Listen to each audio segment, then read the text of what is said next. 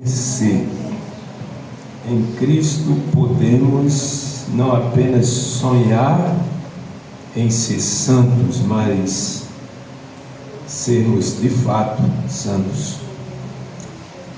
Profundo, né? E sabe, irmãos, muita coisa não acontece em nossa vida da manifestação do poder de Deus em nossa vida por causa de nossa incredulidade.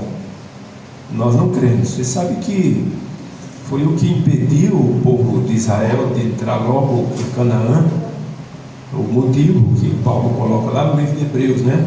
A incredulidade. E a incredulidade que nos faz estar aqui nesse mundo até hoje, quando já Jesus poderia ter voltado e a vida celestial já começado. Mas é a nossa incredulidade naquilo que Deus pode fazer por nós. Incredulidade no poder de Deus, no poder da palavra. Aquilo que a palavra diz que vai fazer, ela faz. Ela realiza pelo seu poder, o próprio poder da palavra. Mas nós não cremos, nós duvidamos, nós colocamos obstáculos, nós impedimos dessa palavra realmente trabalhar em nossa vida. Estou trazendo aqui um tema que não é um tema novo, é um tema recorrente, mas assim, complementar, né? Porque a palavra de Deus, irmãos, ela é profunda demais. Assim, o evangelho é algo simples, mas os homens complicam. Aí para você descomplicar é que fica complicado. Entendeu isso aí? O evangelho é tão simples, só que os doutores, os teólogos, os estudiosos, os importantes, os famosos, torna isso complicado. Então, para você desatar esse nó e para dizer assim, ó filho, desatei o nó, vai embora livre em paz, aí complica. Então, temos que às vezes trazer coisas meio complicadas, né? Como essa aqui, por exemplo, o ponto da virada de Jesus. Por que esse título, né? A gente sabe que todos nós temos um ponto da virada em termos de nova vida em Cristo, né? Ok? Você já teve esse ponto da virada? Você sabe o dia da sua conversão? Você sabe quando foi que você entregou o coração totalmente a Jesus? Sabe quando começou a acontecer uma obra diferente na sua vida? De você ser liberto de coisas que você não imaginava que podia ser liberto, algum vício secreto, algum pecado, pecados que o mundo aí está mergulhado e você diz, olha, eu não tenho como me libertar disso, e você sabe que foi pelo poder de Deus que você conseguiu, né? Há tantas pessoas aí, irmãos, escravizadas com a pornografia, né? Com a masturbação, com a cobiça, com o adultério, com o roubo, com a mentira. Vamos, a mentira é uma coisa tão comum entre o povo chamado povo de Deus, que você não imagina. Que às vezes, para a gente escapar de uma situação, a gente não, vou dizer uma mentirinha aqui, aquela mentirinha amarela, né? Mas os mentirosos não entrarão no reino dos céus. Então essas coisas nós precisamos vencer. Você sabe o momento que você começou a vencer isso aí? Foi o momento do ponto da sua virada. Mas aí você pergunta, pastor, peraí, mas Jesus não precisou de se converter. Jesus não era pecador, Jesus não tinha pecado, Jesus já nasceu santo, né? Jesus nasceu com a vida, Jesus nasceu divino, né? Como é que tem um ponto da virada? Bem, se a gente fosse falar isso em rápidas palavras aqui, mas o assunto realmente é muito extenso, mas se fosse dizer em rápidas palavras, a gente diria o seguinte, Jesus, ele teve que vir a esse mundo, tá?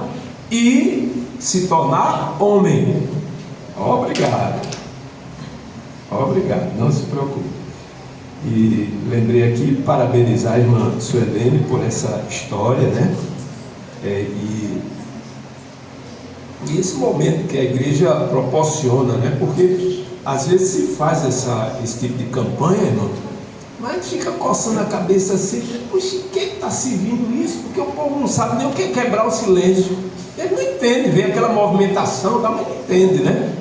Então, detalhes assim, colocar para as crianças aqui, olha, é isso aqui, avisa, grita, diz não, avisa para o papai, para a mamãe, porque isso, irmão, acontece mais do que a gente imagina, né? Então, parabéns aí à irmã Sueli pela boa apresentação da história, né? Então, se fosse dizer isso com Jesus em rápidas palavras, eu diria, ele veio para nascer como homem, né? E Jesus então ele nasce de Maria. E dentro do contexto aqui geral, que a gente vai explicar, mas ele nasce ali, e ali há a união do divino, né? Jesus, ele é gerado por obra e graça do Espírito Santo. Então, em rápidas palavras, qual foi o momento da virada de Jesus? Foi o momento da fecundação. O momento da fecundação. Esse assunto, irmão, dá muito pano para as mangas aí, nós não vamos entrar. Tem gente até dizendo que Jesus foi formado um boneco, né? Como Deus criou Adão lá, um boneco, e soprou na narina de Jesus. Eles que assim Deus criou um boneco e colocou já no ventre de Maria. É complicado isso aí, né? E Adão foi formado do boneco, tudo bem, foi do pó da terra, né? Mas Jesus não foi criado do pó da terra, ele foi gerado dentro do ventre de Maria, recebendo o sangue de Maria, recebendo a genética de Maria. Então, Jesus uniu o divino com o humano, houve uma união, e é nesse momento da união, irmão, do divino com o humano, que acontece o ponto da virada de Jesus. Mas vamos entender um pouquinho mais isso aí, né? Abra a sua Bíblia, Romanos capítulo 8. Eu gostaria, irmão, muito de poder transmitir essa mensagem para você da maneira mais clara possível e compreensível. E gostaria também que todos vocês tivessem muito interesse nesse assunto, tá? Eu sei que alguns vieram à igreja só para cumprir tabela, mas eu queria que você prestasse muita atenção, desse muita atenção, porque não é um assunto fácil. É fácil, mas as pessoas complicaram, aí torna-se difícil, né? Por exemplo, vou dizer que Jesus nasceu no ventre de Maria. Agora eu começo a dizer que foi um boneco que Deus colocou dentro do ventre de Maria. Maria era uma barriga de aluguel. Imaginem vocês, né? Ou como diz os católicos, que Maria era santa e pura, que a carne dela era santa, por isso que Jesus nasceu santa. Outra complicação para você desfazer. Então, vamos orar? Vamos pedir a Deus que nos ilumine. Deus e Pai, abençoa a Tua palavra em nossos corações. Ensina-nos Teus caminhos. Nossa atenção esteja voltada a esse assunto tão importante para a nossa vida espiritual, para a nossa salvação eterna. Em nome de Jesus pedimos. Amém. Amém. Então o texto, Romanos 8, 1 a 3, que diz assim, ó: Agora, pois, já nenhuma condenação há para os que estão em Cristo Jesus, porque a lei do Espírito da vida em Cristo Jesus te livrou da lei do pecado e da morte. Aqui já dá vontade de dizer um glória aqui, né? Mas verso 3: Porquanto que for impossível a lei no que estava enferma pela carne, E isso fez Deus enviando o seu próprio Filho em semelhança de carne pecaminosa, e no tocante ao pecado, e com efeito condenou Deus na carne o pecado. Deus condena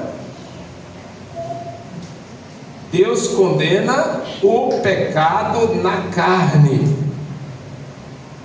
Jesus encarna, assume a natureza humana e faz o que com o pecado? Condena o pecado. Então, por que a gente tem que descomplicar esse assunto? Porque as pessoas dizem assim, não, Jesus não poderia ter vindo com a natureza humana pecaminosa, como a Bíblia diz aqui, né? Ele não poderia ter vindo, senão ele se tornaria um pecador. Mas o que a Bíblia está dizendo, irmãos? Que ao invés de se tornar pecador, ele condenou o pecado na carne. Diga amém? Amém. Agora, como que ele conseguiu fazer isso? Como que ele conseguiu fazer isso? Você diz assim, mas nós somos pecadores, nós temos natureza pecaminosa, e não é fácil assim dizer que não tem pecado. Aliás, qual homem que nunca pecou? Só Jesus, né? Você diz, só Jesus que não pecou. Mas, irmãos, o Evangelho é boas novas. É boas novas de libertação, é boas novas de perdão, é boas novas de libertação do pecado. Então, como é que Jesus consegue fazer isso, irmãos? A união do divino com o humano. Sim, pastor, tudo bem, a união do divino com o humano. E daí que essa união do divino com o humano, ela não degrada a união do humano com o divino, não degrada o divino. O divino não é degradado, o divino não é rebaixado, o divino não passa a ser pecador, como estão dizendo por aí. Dizendo por aí, porque tem muitos famosos aí na internet. Eu estou dizendo, aliás, eu faço essas mensagens por causa de aberrações que eu vejo. Eu digo, eu não acredito que o povo de Deus está se alimentando disso. Como eu vi aí uma irmãzinha aí esse dia no vídeo dizer que Jesus foi um boneco que Deus fez e colocou no ventre de Maria. Tudo bem, esse boneco veio como? Veio como? Sem, né? Veio como Adão lá, antes da queda, veio como Adão, e como é que fica a questão genética, né? Porque ele tinha toda a herança de Davi, de Abraão, e aí? Adão não tinha herança nenhuma. Vê como as pessoas complicam as coisas. Ele foi a união do divino com o humano. Que humano? Maria, humana, descendente de Abraão, de Davi, de Raabe, de Saul e de todos esse povo aí ruim do passado, a mesma genética. Só que essa união, irmãos, não rebaixa o divino, muito pelo contrário, essa união exalta a quem? O humano, exalta o humano. Irmãos, isso é fantástico. Olha, o Evangelho é o poder de Deus. Paulo não soube como se expressar, ele diz assim, o Evangelho é o poder de Deus para a salvação. Porque, irmão, quando há essa união, então não é o divino não se rebaixa, muito pelo contrário, ele levanta o humano, ele dá um novo up ao humano.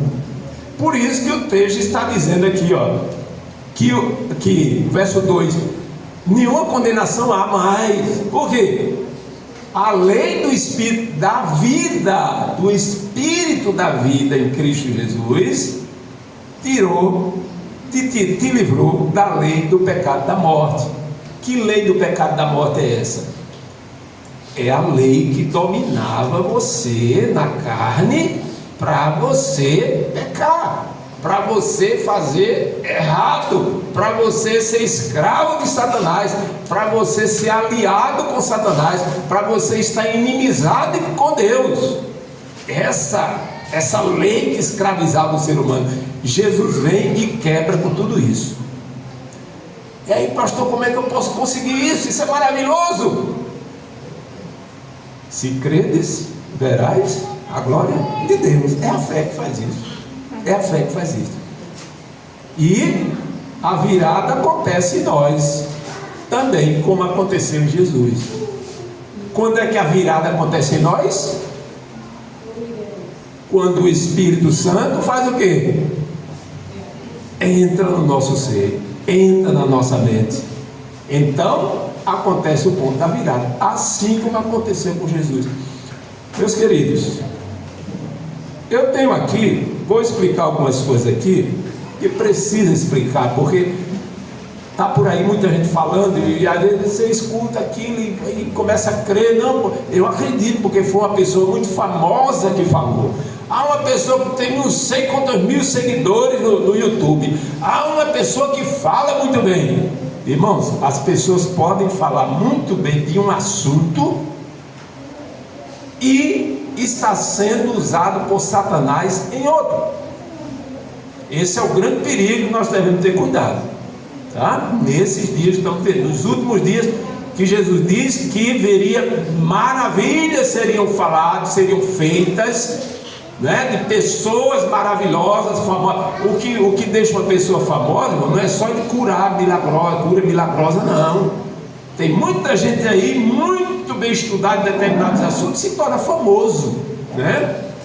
As pessoas dizem assim: ah, mas o fulano de tal da televisão lá da Novo Tempo disse que é assim. Mas por que ele está dizendo isso? Porque aquele fulano é famoso e fala algumas coisas boas. Só que o inimigo pode pegar ele ali num ponto que é exatamente o ponto onde vai derrubar você. Tá? Então veja, ouvi recente, né, alguém explicando sobre esse assunto, e quero mostrar para vocês aqui já está o texto. Definição para natureza pré e pós-lapsariana. O que é isso? Então, são dois conceitos ali, irmãos, que se referem a aqueles que creem no pré-lapsarianismo e aqueles que creem no pós-lapsarianismo. Mas o que é isso? Não entendi nada, não sei o que é isso. Por isso que a gente está trazendo aqui para explicar. Mas está se ensinando na internet por aí. É errado, tá? Então veja, o que é pré-lapsarianismo? Então, é uma expressão que significa pré-lapso. Lapso quer dizer o quê? Queda, pecado, ruína, tá? Então, quem crê no pré-lapsarianismo crê numa queda antes, tá?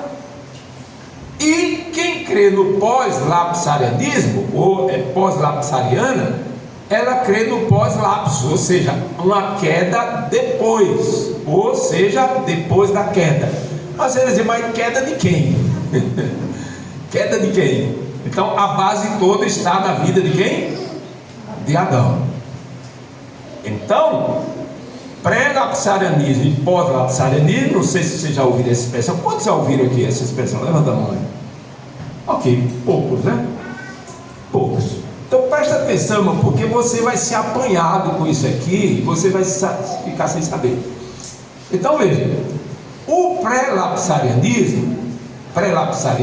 ou pré-queda, antes da queda, está dizendo que Jesus quando nasceu de Maria, tá? Ele veio com a natureza de Adão antes da queda. Ou seja, Jesus quando nasceu de Maria, foi gerado no ventre de Maria, ele tinha a natureza de Adão, tá? Puro, santo, sem defeito, sem nenhuma herança genética falha. Ele era Adão, ele era o segundo Adão. Assim como Adão foi criado lá, colocado no paraíso, então Jesus também foi colocado no ventre de Maria dessa forma.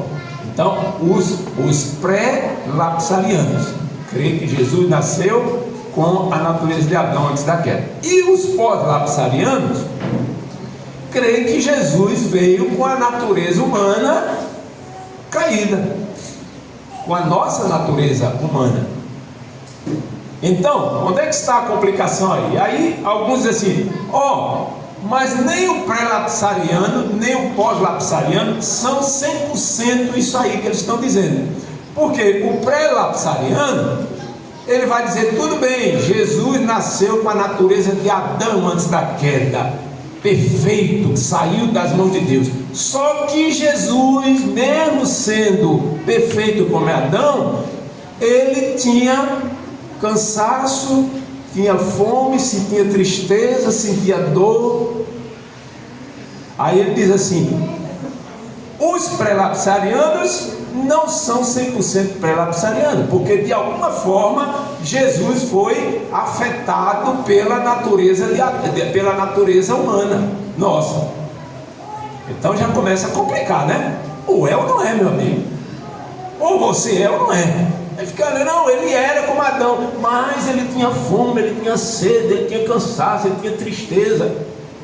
Aí diz também que o pós-lapsariano também não é 100%, porque ele diz que Jesus nasceu com a nossa natureza pecaminosa, mas Jesus não tinha pecado, como Adão.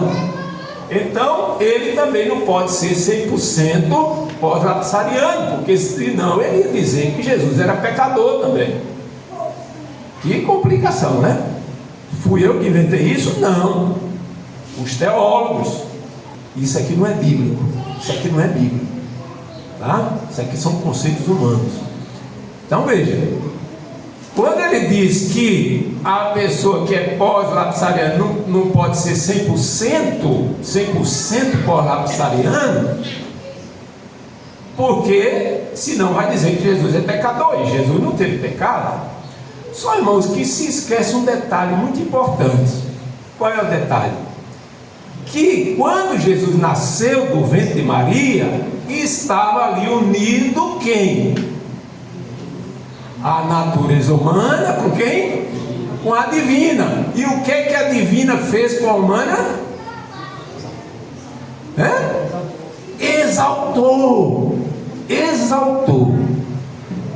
Somos exaltados em Cristo. Irmãos, isso é fantástico. Aí entra a justificação pela fé, aí entra justiça imputada, justiça comunicada. Aquilo que Jesus é, Ele traz para nós. Por isso que pode acontecer o ponto da virada na nossa vida também, porque aconteceu em Jesus. Mas tem algumas coisinhas mais para a gente ver aqui. Veja bem, já mostrei aqui os pontos de litígio que existem entre esses dois pontos aí. Nós podemos dizer que Jesus nasceu com a natureza carnal, pecaminosa? Sim, porque a Bíblia diz isso. E se você for olhar no livro Nisto Cremos, da igreja, também está dizendo isso. Jesus nasceu com a natureza caída, mas não corrompida. Mas não corrupta. Por que não corrupta? Porque ele não pecou, mas que tinha natureza, tinha. Nisto Creme fala isso, Tratado Teológico fala isso, a Bíblia fala isso, Ellen White fala isso. Então não estou falando aqui nenhuma aberração, não estou inventando nada, tá? Jesus tinha a natureza humana. Mas e o conceito de pré-lapsariano, pastor? Onde é que entrou aí? Esse conceito de pré-lapsarianismo está num livro chamado Questões sobre Doutrinas, que é o livro mais polêmico que existe dentro dessa igreja, que alguns teólogos acharam por bem trazer essa ideia, dizendo que Jesus nasceu como Adão antes da queda. E isso até hoje tem uma polêmica dentro da igreja. Mas nós devemos aceitar que Jesus sim veio com a natureza, porque a Bíblia diz claramente. Só que a lei do Espírito da vida em Cristo Jesus nos livrou da lei do pecado da morte. Que lei do Espírito é esse? Que lei do Espírito da vida é essa? É a lei que foi criada, surgiu, que Satanás não conhecia, os anjos não conheciam, quando Deus se faz homem. quando Deus encarna e se torna homem. Ninguém conhecia isso, mas ninguém sabia disso, nem Satanás sabia disso. E aí quando se une, ele diz, mas como que pode Deus se tornar homem, e ainda mais um homem pecador? Porque eles não sabiam que a natureza divina ia exaltar o homem, e Jesus foi exaltado. Como é que Jesus nasce então, irmãos? Jesus nasce pecador? Nasce com natureza pecaminosa, mas não pecador. Por quê? Porque está ligado com o divino. Aconteceu o ponto da virada na vida dele. Isso é importante para nós, irmão? Sim ou não? Como é importante para nós? Agora, existem situações de Ellen White muito fortes, parecendo provar todas essas duas teorias aí, de pós e pré, né? E é isso que deixa muitos com a mente confusa. Não, mas Ellen White diz que nós viemos com a natureza corrompida do pecado, e Jesus não podia ter essa natureza, porque senão ele ia ser pecador também. Estão esquecendo do detalhe. Qual detalhe? A união do divino com o humano. Mas isso é importantíssimo. Então, nós vamos mostrar aqui algumas citações, e eu fiz o recorte exatamente como a irmãzinha postou lá no vídeo dela. Eu quero poupar o nome dela aqui, tá? Para ninguém achar que eu estou falando dela, mas a gente crê, irmãos, assim, que as pessoas são muito sinceras naquilo que elas estão fazendo. Então a gente não pode julgar, dizer que a pessoa tem um Satanás dentro dela, que está fazendo aquilo para enganar o povo e tal. Não, ela é sincera no conhecimento dela. Só, irmãos, que há caminhos que ao homem parece direito, mas o fim é o quê? Caminho de morte. Então eu vou usar aqui os textos que ela usou para provar que Jesus era Adão antes da queda, e não nós depois da queda, ou Adão depois da queda, ok? Então, esse texto aqui, que ela tirou inclusive do inglês, né? Mas Side the Times é uma revista que Ellen White escrevia lá na época que ela estava viva, né? 13 de fevereiro de 1893, na página 6. Aí diz assim, quando o homem pecou, todo o céu se encheu de tristeza, pois ao ceder à tentação, o homem havia se tornado o inimigo de Deus. Ao ceder à tentação, o homem se tornou o quê? Inimigo de Deus, um participante da natureza satânica. Aí ela diz assim, Jesus não poderia ter natureza satânica de jeito nenhum. Aí ela pergunta ao auditório dela, né? E o auditório diz, não, de jeito nenhum. E claro, nós podemos dizer também, né? De jeito nenhum. Como é que Jesus nasceu? Jesus tinha natureza satânica. Tá? Agora veja, por que ele não teve natureza satânica? A natureza caiu, tornou-se satânica quando o homem pecou. A imagem de Deus na qual o homem havia sido criado foi machucada e distorcida. O caráter do homem estava em desarmonia com o caráter de Deus, pois através do pecado o homem se tornou carnal. Através de quê? Do pecado, se tornou carnal. E o coração carnal tem inimizade contra Deus, não sendo sujeito à lei de Deus, nem o pode ser. Então Jesus não poderia ter essa natureza, porque é uma natureza inimiga de Deus. Podemos admitir, irmão, sim, né? Que se assim como Adão pecou, Jesus tivesse pecado, então ele estaria também o quê? Em desarmonia com Deus. Ele estaria aliado a Satanás ao invés de aliado a Deus. Agora, o fato da natureza ter se tornado corrompida, significa que essa natureza agora se separou de Deus. Ela estava separada, ela era agora incapaz de fazer o bem, ela era incapaz de obedecer à lei de Deus. Mas o que o texto bíblico está dizendo para nós, irmãos? Que aquilo que era impossível à carne, por causa do pecado, Jesus faz por nós. O que ele faz por nós? Ele assume a nossa natureza, coisa que ninguém esperava. Puxa, mas se ele assumir a natureza caída. Só, irmãos, que Maria era de natureza caída. Quando ela recebe a semente do Espírito Santo, e acontece o ponto da virada, a fecundação do óvulo em Maria, então agora esse óvulo se torna o quê? Divino. Ok? Então, nada de contaminação, irmão. Então, ela está usando aqui um texto que de fato está dizendo que se tornou humano. E se todos que não buscarem essa solução de Deus para a sua vida, o que é que eles vão se tornar? Inimigos de Deus, associados com Satanás, porque Satanás vai tomar conta do domínio da vida deles. Mas há uma solução, há um escape para isso, né? Estamos na carne, estamos no pecado, mas eu posso estar em Cristo. Quantas vezes na semana? Todos os dias. Quantas horas do dia? Todas as horas do dia. Diga amém? Amém. Bom, se você não crê nisso, isso aqui é o Evangelho, puro, limpo e claro, tá? Então, outra citação aqui, vamos ver, avançando aqui.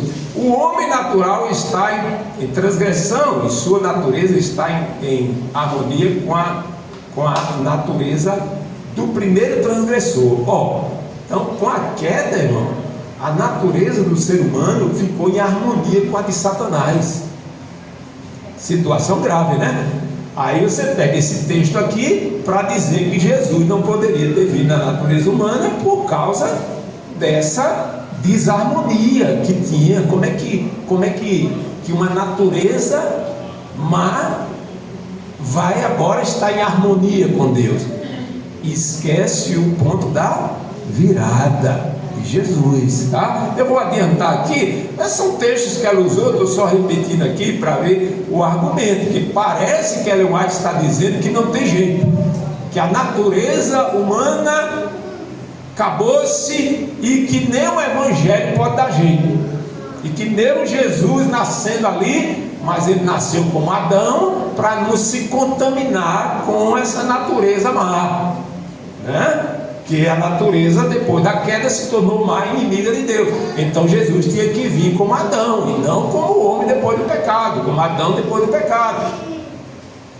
Um argumento parecendo plausível, né? Um argumento até parecendo poderoso, mas se esquece, irmão, dessa questão do poder do Espírito Santo na vida. Então, mal no coração do homem deve ser erradicado, pois é do caráter satânico que trouxe a rebelião do céu. Então veja, o próprio texto está dizendo aqui, irmãos, que esse mal pode ser o quê? Erradicado. Você não está condenado a ser pecador o resto da vida até a volta de Jesus, não. Esse mal pode ser erradicado, pode ser tirado da sua vida, do seu coração. Avançando aqui, natureza humana. Quando o homem transgrediu a lei divina, sua natureza se tornou má, e ele ficou em harmonia com Satanás e não em desacordo com ele, estava associado com Satanás. Usei a mesma gravura, né? Não gosto aqui dessas fotos de Eva de mini saia e Adão só com a tanguinha, porque não foi essa a roupa que Deus deu para eles, ok? Muito bem, avançando aqui. Agora veja, aqui eu tenho um contexto de um dos textos ali, eu tenho um contexto geral, pegando ali o grande conflito 505, uma parte mais extensa do que foi dito lá, para a gente entender bem. Deus declara por inimizade, essa inimizade não é entretida naturalmente. Veja que o contexto que ela usou lá, primeiro está falando isso, que Deus, quando viu essa situação do homem separado dele, Deus disse assim: eu vou colocar inimizade entre você e Satanás. Eu vou colocar inimizade entre o descendente da mulher e a serpente. Vocês podem ser inimigos, vocês não precisam viver em amizade, vocês não precisam viver unidos, concordando com o outro, vocês podem ser inimigos. Deus estava colocando o que, irmãos? Uma possibilidade de Satanás ser o meu inimigo e eu não ter nada com ele, assim como Jesus não teve. Jesus disse: veio o príncipe desse mundo e eu nada tenho com ele. E isso pode acontecer comigo e com você.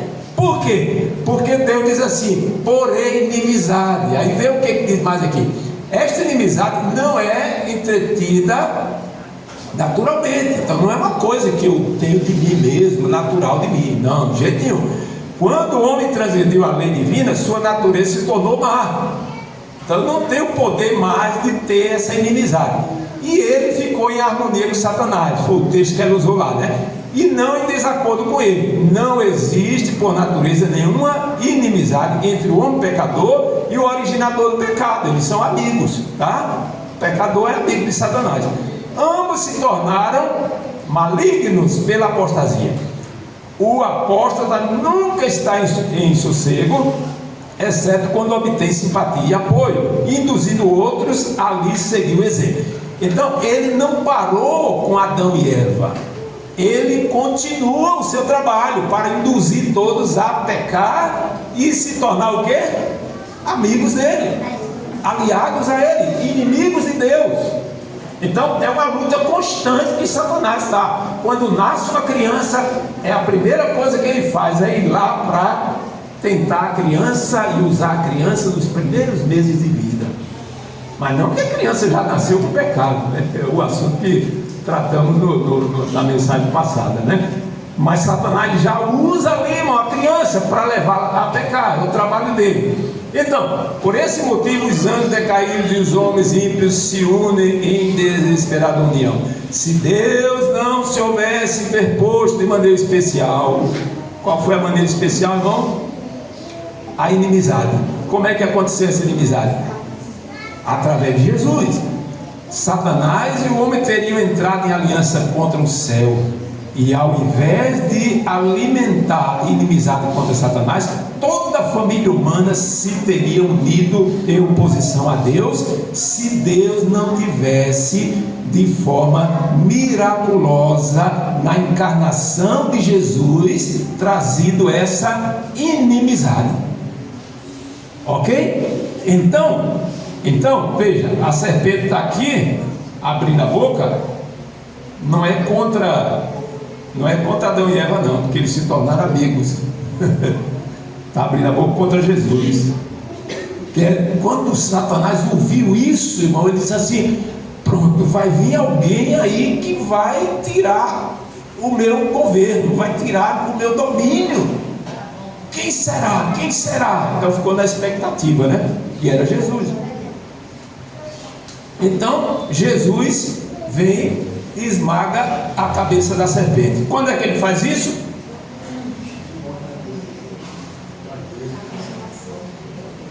Podemos dizer que ele esmaga a cabeça da serpente quando morre na cruz. Mas a morte na cruz, irmãos, a morte na cruz foi uma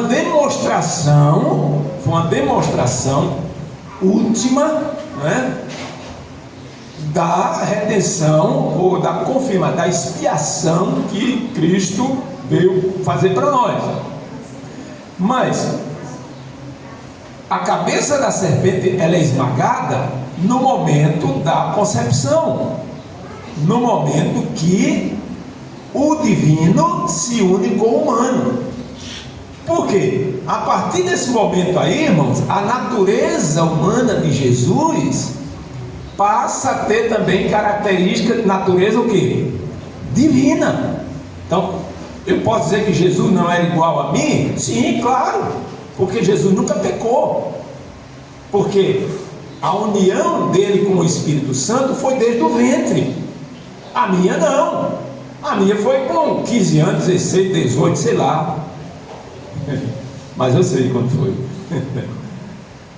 Eu batizei com 15 anos, mas eu fiquei meio rebelde ainda, usando macacão lido dentro da igreja, né?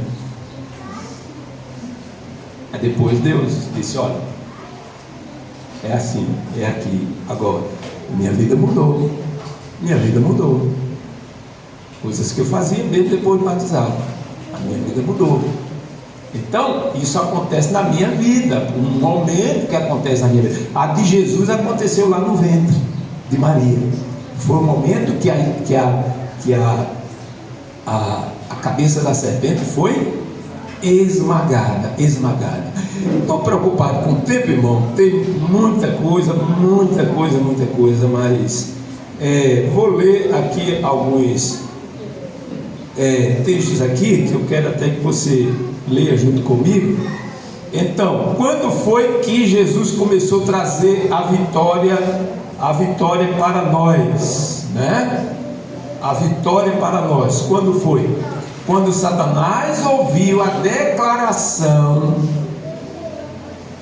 quando Deus começou a trazer essa vitória ao ser humano, erguer a natureza humana para se tornar co-participante da natureza divina. Quando foi? Quando Satanás ouviu a declaração de que existiria inimizade entre ele e a mulher, e entre a sua semente e a semente dela, compreendeu que seus esforços para depravar a natureza humana seriam o quê? Interrompidos. Porque por algum meio o homem seria habilitado a resistir ao poder de Satanás, ao seu poder. Ele ficou preocupado. Puxa, então vai ter uma maneira aí que o homem vai ter poder de me resistir. Você crê nisso? Amém. Amém, irmão. Amém. Tem gente que acha que é escravo de Satanás e vai ver assim até a volta de Jesus, sem ilusão do Satanás na sua cabeça. Você pode ser liberto, porque Deus disse que poria inimizade. Agora, que meio é esse que habilita o homem a vencer a Satanás e a natureza que escraviza o homem? Que meio é esse? Eu queria que você lesse junto comigo isso aqui, ó. É a graça. Comigo? 1, 2, 3, no 3, 1, 2, 3. É a graça que Cristo implanta na alma, que cria no homem a inimizade contra Satanás. Sem esta graça que converte e este poder renovador, o homem continuaria cativo de Satanás, como servo sempre pronto a executar-lhes as ordens. Sem a graça, nós seríamos escravos de Jesus, aliás, de Satanás, para todo sempre, né? Deus é maior, diga amém? Amém. Então, é a graça implantada na alma que cria a inimizade contra Satanás. Não é algo natural do ser humano, mas é algo divino. É a graça divina que faz isso. Não pense que é você que tem que vencer com as suas forças, não consegue. Então, essa outra citação aqui, né? Todos juntos, novamente. 1, 2, 3. Quem quer que se ache aborrecer o pecado, em lugar de o amar, que resista a essas paixões que tem dominado interiormente e as vença, evidencia a operação de um princípio inteiramente de cima. Irmãos, a sua vida santa não é nada dessa terra, não. Se alguém diz, ser santo é um sonho, né? Ser santo é um sonho, mas há poder em Cristo, na união com Cristo, há poder. Então, quando você começa a vencer a pornografia, a mentira, o vício, irmão, tem tanto vício aí, viu? Tem adventista viciado em muita coisa, não é? Vício não é só cachaça e cigarro, não. Quando você começa a vencer essas coisas, pode saber que é um poder do alto que está atuando na sua vida, não é você. Isso é possível, e isso Deus quer fazer. Então, o que acontece agora? O homem, ao estar ele revestido dessa graça poderosa e vencendo a Satanás, o que acontece com o homem, irmão? Veja, são citações importantes do grande conflito, por isso que Satanás odeia o grande conflito. Grande conflito 15:7 diz assim, ó, comigo, vamos lá, 1, 2, 3. é manifesta em relação aos seguidores de Cristo a mesma inimizade demonstrada para com o Mestre. Quem quer que ele veja o caráter repelente do pecado e na força do alto resista à tentação, certamente suscitará a ira de Satanás e de seus súditos. Quando a graça começa a atuar na sua vida, você começa a se transformar. Deus quer que você se transforme. Agora, quando isso começar a acontecer, irmão, o que é que vai acontecer? Vai ser manifestada a mesma inimizade demonstrada para com Jesus. Vai ser demonstrada contra você e contra mim. As pessoas vão desprezar você, vão falar mal de você, vão caluniar você, não vão gostar de você, porque elas são amigas de Satanás. E você se tornou amigo de Deus, amigo de Jesus agora. Meus irmãos, os servos de Deus se tornam então inimigos de Satanás e são perseguidos. Por isso, dê glória a Deus. Nada mais de harmonia com Satanás. Amém? Agora é inimizade, é desacordo. Nada de amizade com Satanás. E as hostes do mal não ficam iradas com isso. Se eles pudessem, eles matavam você. Se eles pudessem, eles matavam você como matou Jesus. Mas ele não pode fazer isso. Mas ele levanta pessoas que vão lhe perseguir. Ele levanta, irmãos, comissões de igreja para disciplinar você. Não estou sendo disciplinado por quê? Não, porque você está pregando umas coisas aí. Mas qual é o meu pecado? Não, não é por pecado não, mas é porque você não está... Você já pensou, irmão, que ponto nós chegamos? Inimizade de Satanás tão grande a ponto de serem expulsos da sinagoga. Jesus não profetizou isso? Sereis expulsos das sinagogas. Por quê? Porque você é santo. Eu estou falando alguma coisa aqui estranha? Então, quando é então que essa inimizade contra Satanás se evidencia? Então veja aqui, o Espírito que matou Cristo. Eu gostei muito desse quadro aqui, pena que não tem uma resolução muito boa aqui, o projetor, né? Mas você começa a ver detalhes aqui. Aqui está Barrabás aqui, ó. Barrabás está fazendo assim. O que é que eles vão escolher? Será que eles vão escolher Jesus em lugar de mim? Eu não acredito. Barrabás está dizendo isso aqui, ó. Os soldados romanos aqui cercando, né? A mulher de Pilatos aqui segurando o ombro de sua serva, dizendo: deixa eu sair daqui que eu não quero nem ver isso. O próprio povo judeu. E Pilatos diz assim: mas olha esse homem, qual pecado tem nele? O que foi que ele fez? Elimina. Exclui da igreja, exclui. Irmão, parece que eu estou vendo isso acontecendo. O que é que diz o texto? O Espírito que matou a Cristo impele os ímpios a destruir seus seguidores. Tudo isso está prefigurado naquela primeira profecia: porém, inimizade entre ti e a mulher, entre a tua semente e a sua semente, e isto continuará ao final, até o final do tempo. Essa perseguição vai se acentuar mais depois do fechamento da porta da graça. Quando o ímpio começar a sentir as pragas, aí ele vai dizer assim: é por causa desse povo aí que a gente está sofrendo, vamos perseguir, vamos matá-los. Mas isso não significa que isso já não esteja acontecendo, irmão. Porque ninguém pode ter um cristianismo pleno sem ser rechaçado, sem ser desprezado. Eu vejo pessoas aí nas redes sociais, milhões de seguidores. Não, vamos fazer uma live e o povo enche para ver. eu fico meio desconfiado, sabe? Eu digo, rapaz, se fosse fazer uma live, todo mundo viesse me assistir, eu começava a desconfiar. Porque a Bíblia diz que tem inimizade, não amizade. Tem milhões de seguidores, todo mundo vai assistir. Eu ia ficar desconfiado comigo, porque a Bíblia está dizendo aqui que a mesma inimizade que houve contra Jesus seria contra nós também, né? Então a luta que tirou a vida do justo Abel continuará até o fim dos tempos.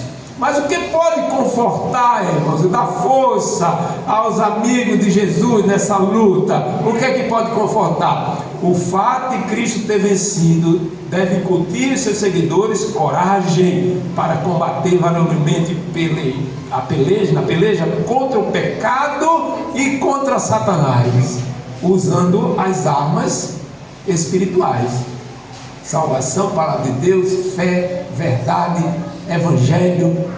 São as armas espirituais que nós temos. Combater varonilmente, mesmo em meio a perseguições. Então, meus irmãos, vejam, nossa vitória será como a de Jesus, né? Eu estou indo para o final aqui por causa do tempo, não porque terminou aqui o material, por causa do tempo. Veja aqui, João, veja bem, nossa vitória será como a de Jesus. Veja que Ellen White está dizendo. Por que essa vitória? Por causa da união do divino com o humano.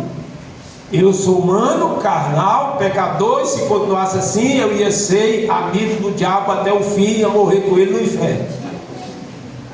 Mas Deus deu basta e colocou inimizade. E no momento que eu aceito Jesus, o Espírito Santo sopra. Eu não sei de onde veio nem para onde vai, mas eu só sei que fui transformado por esse Espírito. Então, queridos, a vitória que Jesus teve lá desde o ventre é a vitória que Ele está dando para mim também. Veja o que é que diz esse texto.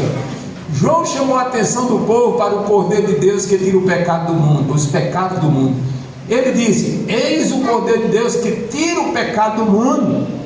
Há muita coisa nessa expressão que tira, e há muita gente que não acredita, que não crê que Ele tira. Nós vamos pecar até a volta de Jesus. Quando Jesus voltar, é que vai dar um novo caráter para a gente. Aí eu vou deixar de mentir, vou deixar de adulterar, vou deixar de ter desejos maus, e vou deixar de gostar de comer, sei lá, não vou nem dizer. Não pode ser não, até a volta de Jesus, não, tem que ser antes. Olha aqui, ó, tirar. Há muita coisa da expressão tira. A pergunta é: continuaremos a pecar como se fosse impossível vencermos? Irmão, isso aqui não é perfeccionismo, isso aqui não é extremismo, isso aqui é evangelho. Isso aqui foi escrito pela serva do Senhor, Mensagem Polida, volume 3. Por isso que muita gente não está aceitando Ellen White, porque querem viver no pecado. Não, eu estou aqui nessa vida, Deus vai me salvar pela graça. E sábado à noite, pipoca e pizza, e entra pela madrugada assistindo série, e Jesus vai me salvar pela graça. Por isso que eles desprezam Ellen White, porque eles não acreditam que pode tirar o pecado. Como Cristo venceu, aqui ó, diz que é impossível, né? Como devemos vencer? Como Cristo venceu, e esta é a única maneira. Ele orava ao seu Pai Celestial. Por que Jesus orava, irmão, ao Pai? Para quê? Para conservar a sua vida divina, para conservar a sua união com o Espírito. Por que nós devemos orar? Para conservar a nossa vida ligada com o Espírito.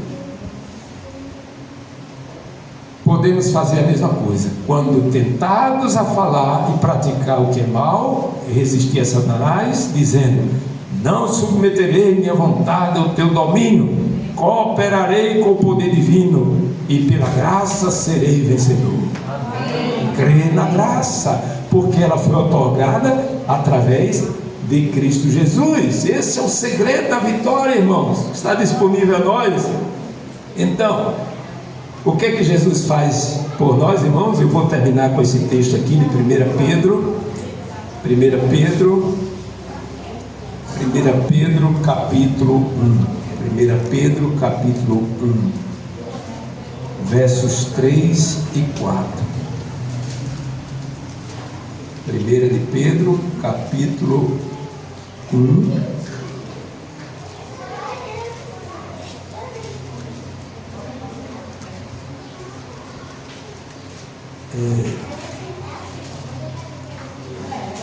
perdão, deixa eu ver aqui se eu anotei certo aqui o texto.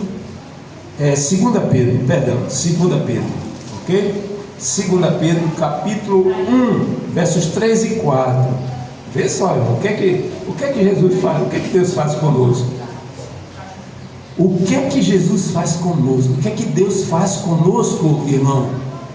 Ô irmão, o que é que Deus faz conosco? Vê o que Ele fez com Jesus, Ele faz conosco. 3 e 4. Visto como pelo seu divino poder, 2 Pedro 1, 3 e 4, nos têm sido doadas todas as coisas que conduzem à vida e à piedade. Piedade é santidade. Pelo conhecimento completo daquele que nos chamou, o conhecimento de Cristo, da encarnação dele, como foi que ele uniu a divindade com a humanidade, para a sua própria glória e virtude de Deus. Ele fez isso em Cristo. Agora o verso 4: pelas quais nos têm sido doadas as suas preciosas e muito grandes promessas, para que por elas vos torneis o quê? Co-participante de que natureza? Divina. Como era a natureza de Jesus? Divina. Como é que a nossa pode ser? Divina. E quando acontece isso, irmão, como é que vai ser a nossa vida? Livrando-vos de quê? Da corrupção e das paixões que há no mundo.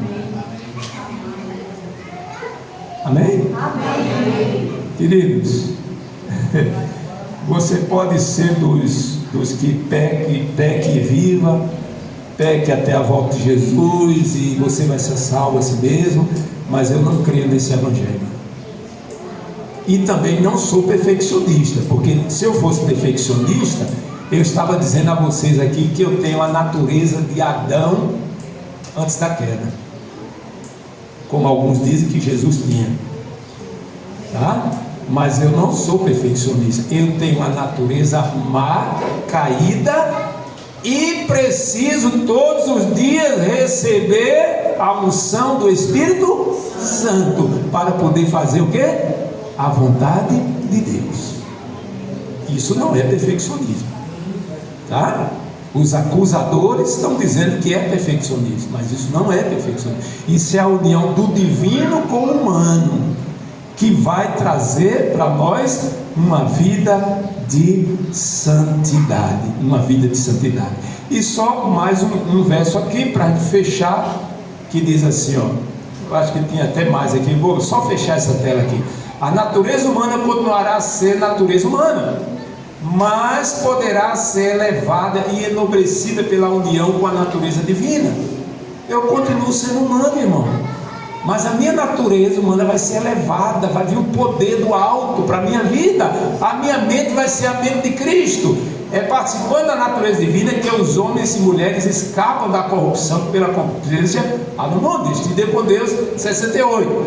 E apresentando em seu caráter o que a humanidade poderia tornar-se quando unida com a natureza da divindade, ou a natureza divina.